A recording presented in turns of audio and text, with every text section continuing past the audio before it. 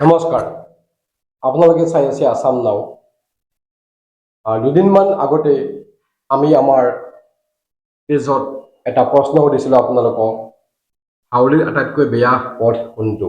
তাত আমি আপোনালোকক ঠাইখিনিৰ নাম ক'ব দিছিলোঁ, কিন্তু আচৰিতভাৱে বহুতো কমেণ্ট আহিছে আৰু আপোনালোকক আমি এতিয়া কমেণ্টবোৰ দেখাবলৈ লৈছোঁ।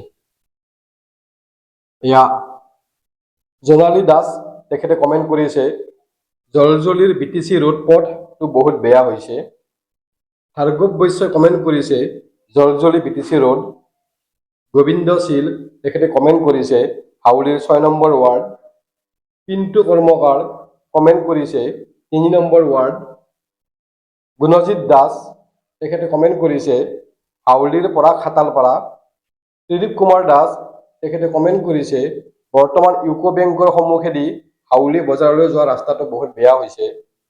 ৰিমি দাস চৌধুৰী তেখেতে কমেণ্ট কৰিছে, জলজলিৰ ৰাস্তাটো বহুত বেয়া হৈছে।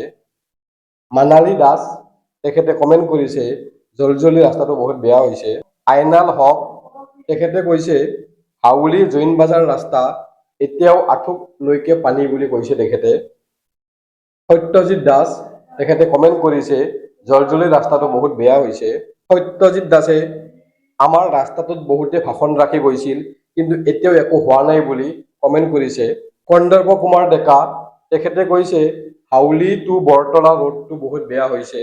ঋতু দেৱী ভট্ট তেখেতে কৈছে, হাউলীৰ ছাত্ৰপথটো বহুত বেয়া হৈছে। আহমেদ ৰিয়াজউদ্দিন তেখেতে কৈছে, ঠাকুৰবাৰী ৰোডটো বেয়া হৈছে। মডাৰ্ণ টেইলৰ বুলি এজনে কমেণ্ট কৰিছে, হাউলীৰ পৰা খাতালপাৰালৈ যোৱা ৰাস্তাটো বহুত বেয়া হৈছে। জুৰি নামৰ এজনীয়ে কমেণ্ট কৰিছে, জলজলিৰ ৰাস্তাটো বহুত বেয়া হৈছে। সবিতা দাস তেখেতে কমেণ্ট কৰিছে, জলজলিৰ কথাটো কৈছে। বাবুল দাস তেখেতে পুনৰ জলজলিৰ কথাটো কৈছে। মীনা দাস তেখেতেও জলজলিৰ কথাটো কৈছে। ধৰ্মেন্দ্ৰ জৈন তেখেতে হলি চাইল্ড ইংলিছ একাডেমী যোৱা ছাত্ৰ পত্ৰৰ কথা কৈছে। ভাৰতী নাথ তেখেতে জলজলিৰ কথা কৈছে। তৰণী বৰ্মন তেখেতে ছাত্ৰ পথৰ কথা কৈছে। নৱজিৎ তালুকদাৰ তেখেতে জলজলি হাউলী টাউন ৱাৰ্ড নম্বৰ 2 আৰু 3 BTC ৰোড আৰু BTC ৰোডৰ কথাও কৈছে তেখেতে। ৰচিদ খান কালীবাৰী আৰু দুৰ্গাবাৰী ৰাস্তাটো বেয়া বুলি কৈছে। ৰঞ্জু নাথ হাউলী গাঁৱৰ শংকৰ মাধৱ পথটো বহুত বেয়া হোৱা বুলি কৈছে। মাৰ্জিনা আহমেদ হাউলী টু হাজিপাৰা ৰাস্তাটো বহুত বেয়া হোৱা বুলি কৈছে। ডেভিড পাঠক BH কলেজৰ পৰা মাদলিজাৰ আৰু খাতালপাৰালৈ যোৱা ৰাস্তাটো বহুত বেয়া হোৱা বুলি কৈছে। ধৰ্মেন্দ্ৰ শৰ্মা মৈৰামাৰা গণখাতি আৰু নাগকাটি ৰোড এই ৰাস্তাটো বহুত বেয়া হোৱা বুলি কৈছে।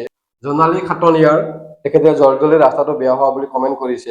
অমল দাস তেখেতে হিন্দীত কমেণ্ট কৰিছে, তেখেতে কৈছে, সকলোৱে নিজৰ নিজৰ পথটোৰ কথা কৈ আছে, কিন্তু কোনেও BTC ৰোডৰ কথা কোৱা নাই। তেখেতে তেনেকৈ হিন্দীত কমেণ্ট কৰিছে। পায়োধৰ মিশ্ৰ তেখেতে কমেণ্ট কৰিছে, কমেণ্টবোৰ চাই এনে অনুভৱ হ'ল, হাউলী পৌৰসভা এলেকাৰ প্ৰায়বোৰ ভিতৰুৱা অঞ্চলৰ অৱস্থা তথৈবচ। জয়ন্ত সাহা তেখেতে কমেণ্ট কৰিছে, জলজলি। নীল দাস তেখেতে কমেণ্ট কৰিছে, মোটামুটি 60% বেয়া, কিমান কম আৰু। মা দুৰ্গা ব্ৰেণ্ড পাৰ্টিয়ে কমেণ্ট কৰিছে, হাউলী NH27 বটলোৱালৈ যোৱা ৰাস্তাটো বেয়া হোৱা বুলি কৈছে। জিতু হীৰা তেখেতে জলজলিৰ ৰাস্তাটো বেয়া হোৱা বুলি কৈছে। জিতু মণি হাউলী টু জৈন বাজাৰ পথটো বেয়া হোৱা বুলি কৈছে। মাছিনা আহমেদ হাউলী থানা ৰোডটো বেয়া হোৱা বুলি কৈছে। ইছলামউদ্দিন জৈন বাজাৰৰ পৰা হাউলীলৈ যোৱা ৰাস্তাটো বেয়া হোৱা বুলি কৈছে। ধৃতিমান নাথ হাউলী গাঁৱলৈ আহক আৰু মোক জনাওক ভাল পথ কোনটো। তেখেতে সমগ্ৰ হাউলী গাঁৱৰ সমগ্ৰ হাউলী পথে বেয়া হোৱা বুলি কৈছে। ৰীমা ডেকা খাতালপাৰাৰ কথা কৈছে। গুণ নাথ হাউলী গাঁও তেতেজলৰ কথা কৈছে। হিমাংশু দাস BTC পথৰ কথা কৈছে। শফিকুল ইছলাম জিয়াৰত পথ ৱাৰ্ড নম্বৰ 3 নতুন ৱাৰ্ড নম্বৰ 10 তেখেতে কথা কৈছে। জুমা ঘোষ জলজলিৰ বাছৰ দলঙৰ অপজিট গলি ৰাস্তাটোত ড্ৰেইন নাই, সেইকাৰণে ৰাস্তাত পানী জমা হয় বুলি কমেণ্ট কৰিছে। মণি মেধি জলজলিৰ পৰা খাতালপাৰালৈ যোৱা ৰাস্তাটো বেয়া হোৱা বুলি কমেণ্ট কৰিছে। হৰ্ষজিৎ দেউৰী জলজলি BTC ৰোড আৰু CRPF ৰোড বেয়া হোৱা বুলি কৈছে। নয়নজ্যোতি দাস বিটিচি ৰোড জলজলি আৰু হাউলি ছাত্ৰপথৰ হলি চাইল্ডত যোৱা ৰাস্তাটো বেয়া হোৱা বুলি কৈছে। চলেমান বাদশাহ পশ্চিম দাবলিয়াপাৰা ৰাস্তাটো বেয়া হোৱা বুলি কৈছে। সুমন্ত সাহা ঠাকুৰবাৰী আৰু জলজলি ৰাস্তাটো বেয়া হোৱা বুলি কৈছে। মানে আপোনালোকে কমেণ্টখিনি পঢ়িলে মুঠৰ ওপৰত ক'ব গ'লে হাউলি পৌৰসভাৰ এলেকাত পৰা সমগ্ৰ ৱাৰ্ড তথা হাউলিৰ যিখিনি গ্ৰামাঞ্চল আৰু চহৰাঞ্চল সমগ্ৰ এলেকাতেই যেন পথ বৰ সৌন্দৰ্যময়। আপোনালোকে কমেণ্টবোৰ পঢ়ি এতিয়া গম পালে, এয়া আমাৰ কমেণ্ট নহয়, এয়া ৰাইজৰ কমেণ্ট।